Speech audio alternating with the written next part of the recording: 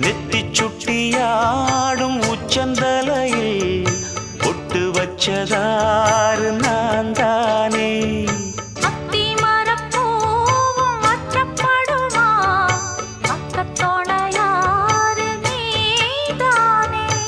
ஆசை பேச்சில் பாதி மூச்சில் லேசாதேகம் சூடேற